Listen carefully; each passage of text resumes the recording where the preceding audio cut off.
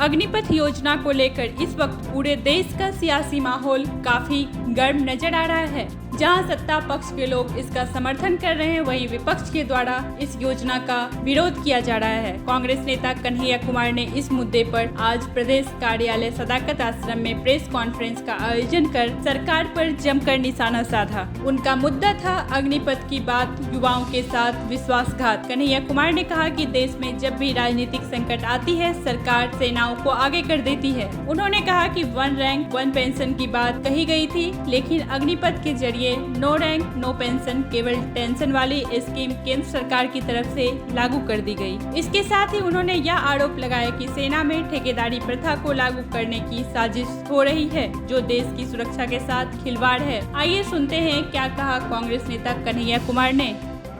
इस प्रेस वार्ता में आए हुए आप सभी पत्रकार साथियों का भारतीय राष्ट्रीय कांग्रेस की तरफ से हार्दिक स्वागत करता हूं।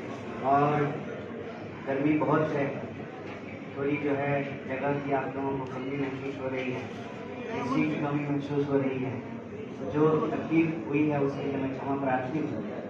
और जो आज का विषय है उस पर हम बात करेंगे। उससे पहले मैं भारतीय राष्ट्रीय कांग्रेस बिहार प्रदेश की जो इकाई है, हमारे अध्यक्ष जी मौजूद हैं और तमाम साथी, हमारे प्रभारी जी हमारे साथ हैं, मैं सबको बहुत धन्यवाद करना चाहता हूं कि आपने पटना में एक प्रेस वार्ता करने का अवसर दिया है, इसके लिए हम आभारी हैं। और आपकी सूचना के लिए मैं बता दूं कि अभी इसी वक्त 1 बजे से ही पूरे देश में दर्जनों शहर में एक साथ हम लोग प्रेस वार्ता कर रहे हैं। और प्रेस वार्ता का जो हमारा विषय है वो विषय है अग्निपथ की बात, युवाओं के साथ विश्वासघात। इसी विषय पे हम लोग बात कर रहे हैं। स्वाभाविक रूप से जब हम ये कह रहे हैं कि अग्निपथ योजना इस देश के युवाओं के साथ विश्वासघात है, तो इसके पीछे कारण है। कारण क्या है? सबसे पहला कारण ये है कि आप लोगों ने ये देखा होगा, सरकार घोषणा करके गायब हो गई। सरकार की तरफ से कोई प्रेस कॉन्फ्रेंस नहीं किया गया है। जैसे प्रधानमंत्री जी कोई प्रेस कॉन्फ्रेंस नहीं किए हैं, दूसरी बार प्रधानमंत्री बने हैं, प्रेस कॉन्फ्रेंस नहीं करते हैं। जब भी कोई संकट होता है, राजनीतिक संकट होता है सरकार को, तो वो सेना को आगे कर देते हैं। और आपने नोट किया होगा कि घोषणा की मंत्री जी ने, और घोषणा का बचाव जो है वो हमारे आदरणीय सम्मानित सेना प्रमुखों से करवाया गया। आप लोगों ने इस बात को ध्यान दिया। और जितने मंत्री थे सब अपने अपने सोशल मीडिया और उनकी जो मीडिया है उसके माध्यम से योजना के फायदे गिनाने में जुट गए। फायदे गिनाते गिनाते कुछ तो भाजपा के नेता ये भी फायदा गिना दिए कि आप अग्निवीर बन करके जब आएंगे तो आप कुशल ड्राइवर बन सकते हैं, कुशल नाई बन सकते हैं। एक तो भाजपा के बड़े नेता हैं, उन्होंने कहा कि हम तो भाजपा ऑफिस में आपको चौकीदार की नौकरी भी दे देंगे। ये सब चीज आप लोगों ने सुना होगा। इस पूरी योजना को लेकर के जो कांग्रेस पार्टी का स्टैंड है, भारतीय राष्ट्रीय कांग्रेस जो कह रही है कि ये योजना पूर्णतः इस देश की सुरक्षा और देश के नौजवानों के भविष्य और उनके सपनों के साथ खिलवाड़ है। इसीलिए सरकार को अन्य योजनाओं के साथ जो उन्होंने किया है, जैसा उन्होंने नोटबंदी के साथ किया, आप लोगों को याद होगा, बोले थे ना कि 50 दिन में अगर सारी समस्याएं ठीक नहीं होगी तो आप जिस चौराहे पे बुलाएंगे हम आ जाएंगे। घोषणा करके जापान चले गए थे प्रधानमंत्री जी, आप लोगों को याद होगा। जैसे अभी जर्मनी गए हुए हैं, वास्को डी गामा की तरह घूमते रहते हैं। उस योजना के बाद भी जितने दावे किए गए थे, आप सभी प्रश्न पूछिएगा कि नोटबंदी के बाद दावे किए गए कि काला धन वापस आ जाएगा। आरबीआई ने कहा कि पुराने नोट लगभग वापस आ गए, तो काला धन कहां गया? और आपकी सूचना के लिए स्विस बैंक में भारतीयों का जमा पैसा आज ऐतिहासिक रूप से सबसे ज्यादा है और डॉलर के मुकाबले रुपया ऐतिहासिक रूप से सबसे नीचे है। तो नोटबंदी के साथ वही हुआ। जीएसटी के साथ आप जानते हैं 36 बार से ज्यादा जीएसटी में अमेंडमेंट हो चुका है, उसके नियम में बदलाव किए जा चुके हैं। उसके बाद कृषि कानून आया। कृषि कानून के वक्त भी बार बार क्या कह रहे थे, कृषि मंत्री कह रहे थे कि किसी भी सूरत में जो है कृषि कानून वापस नहीं लेंगे। चुनाव आया, चुनाव को देखते हुए और किसान जो लगातार 700 से ज्यादा किसानों ने अपनी शहादत दी, 1 साल से ज्यादा तक शांतिपूर्ण तरीके से संघर्ष किया, सब तरह के आरोप उन्होंने झेले। क्या क्या नहीं कहा गया किसानों को, सब कुछ कहा गया। आतंकवादी, नक्सली, खालिस्तानी, क्या क्या नहीं कहा गया। उनके ऊपर थार दौड़ा दिया गया। मंत्री जी के बेटा ने किसानों के ऊपर थार चढ़ा दिया और उनको जो है शानदार जो है सुरक्षा और स्वागत सरकार के प्रोटेक्शन में मिला।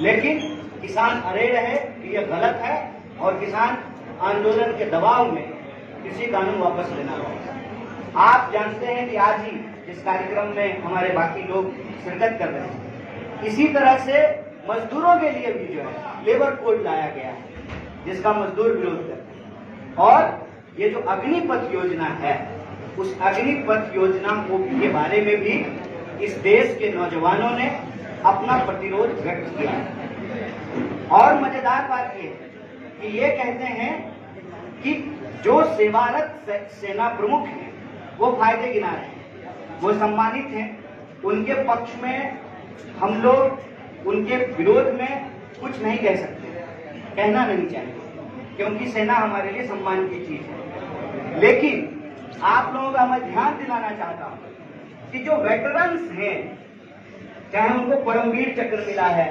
तमाम तरह के जो उनको सम्मान मिले हैं, वो इसका विरोध कर रहे हैं। और आप सेना के भीतर जो आपके भी परिवार से कार्यरत लोग हैं, उनसे पूछिए। मेरे परिवार से कार्यरत लोग हैं, 16 लोग जो आर्म फोर्सेस की नौकरी करते हैं, आप उनसे पूछिए, वो आपको बताएंगे एक एक करके इस योजना की समस्या क्या है। पहला, ये योजना आने के बाद सेना के अंदर अस्थायी भर्तियां समाप्त कर दी गई। इस बात को सरकार की तरफ से नहीं बोला जा रहा है, लेकिन यह बात सामने आ गई है कि अस्थायी भर्ती समाप्त कर दी गई है, रोक दिया गया है। आप मुझे बताइए कि आप कहते हैं कि हम कोई सुधार करना चाहते हैं, तो आप सुधार कीजिए, लेकिन आप अस्थायी भर्ती क्यों रोक रहे हैं सुधार के नाम पे? हमारे हाथ में अगर कोई समस्या है तो आप इसका इलाज करेंगे, इसको काट करके फेंक देंगे। अगर हाथ काटने की स्थिति है तो आप वो बताइए देश को, क्या इस देश में हमारे जो सेना प्रमुख थे, जिनको चीफ डिफेंस स्टाफ बनाया गया, जिनकी दर्दनाक जो है मौत हुई, अभी तक सीडीएस का पोस्ट खाली है, वो क्या कहते थे? जनरल बिपिन रावत ने क्या कहा कि रिटायरमेंट एज को आर्मी में बढ़ाने की जरूरत है। इस संबंध में उन्होंने सरकार को चिट्ठी लिखी और मैं दावे के साथ कह रहा हूं कि आज यदि सीडीएस बिपिन रावत होते तो वो खुल करके इस बात का विरोध करते, क्योंकि उनका ओपिनियन ये था कि जब आप किसी भी सुरक्षा से संबंधित सेवा में अस्थायी सेवा का प्रावधान हटा देंगे तो आर्म फोर्सेस का मनोबल डाउन हो जाएगा।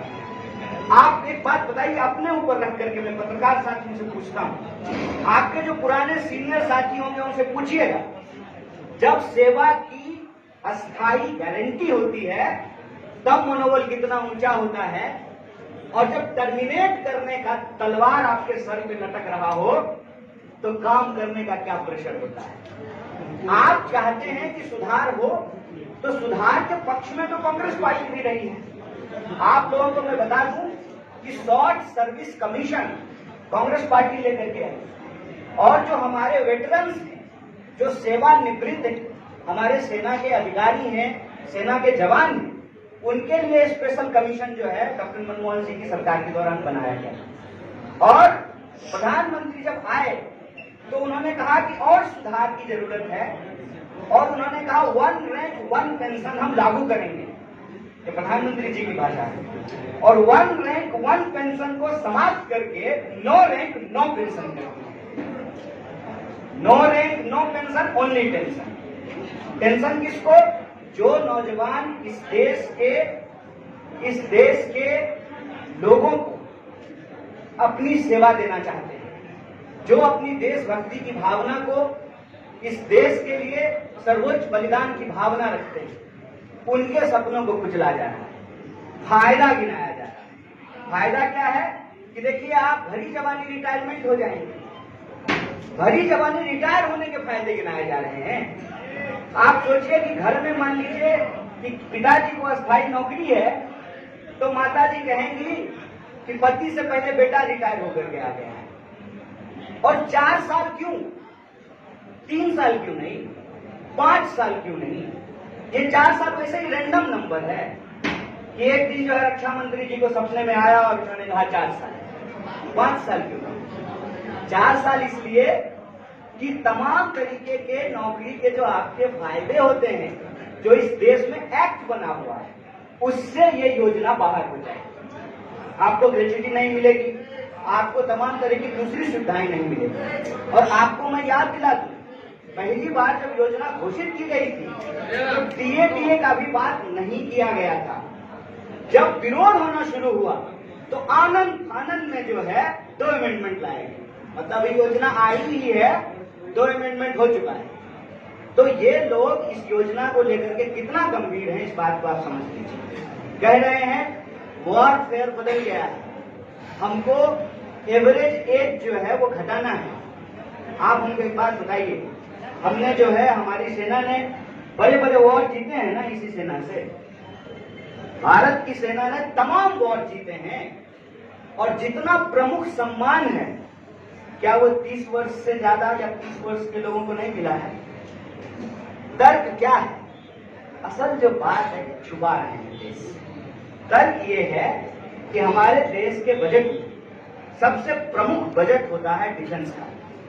डिफेंस बजट का 80% जो है वो लोगों की सेवा देने के बदले जो उनको सुविधाएं दी जाती है उस पर खर्च होता है। ये उसमें बजट कटौती करना चाहते हैं, लेकिन इस बात को ये ईमानदारी से बोल नहीं रहे। ये इस बात को बोल नहीं रहे हैं कि जैसे तमाम विभाग को या तो बेचे गए हैं या उसको कॉन्ट्रैक्ट पे किया गया है, उसी तरह से ये देश की सुरक्षा में भी ठेकेदारी लाना चाहते हैं। ये ठीक नहीं है, ये देश की सुरक्षा के साथ खिलवाड़ है।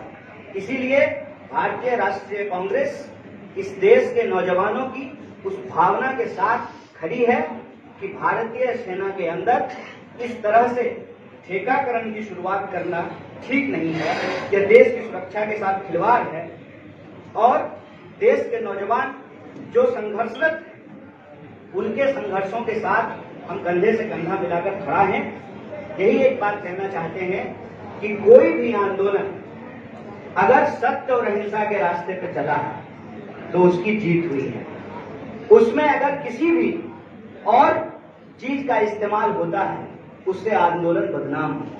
इसीलिए हम साथियों से आग्रह करेंगे कि आप लोग किसी भी अन्य प्रकार के माध्यमों का इस्तेमाल ना करें, सत्य और अहिंसा को अपना करके अपनी इस मांग को जरूर रखें। और इसी संदर्भ में बिहार की जो प्रदेश इकाई है भारतीय राष्ट्रीय कांग्रेस की, वो 243 विधानसभा में कल सत्याग्रह करेगी। 10 बजे के बाद से यह सत्याग्रह चलेगा।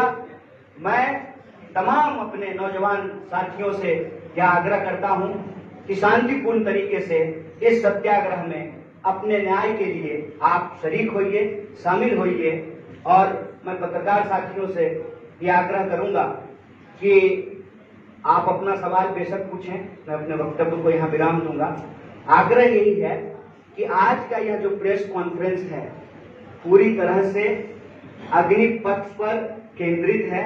इसीलिए मैं पहले चाहता था कि डिस्क्लेमर के तौर पर यह बात बोल दूं, लेकिन आपसे आग्रह के तौर पर ये बोलता हूं। सब पुराने साथी हैं, वो सारे चेहरे हैं जिनको हम जानते हैं, कई बार उनसे बातचीत हुई है।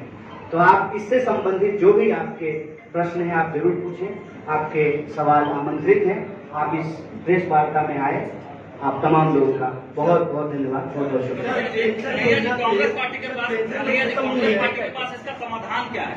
क्या समाधान है? केवल आंदोलन खड़ा करना चाहते हैं आप लोग कि इसका समाधान क्या आपके पास है?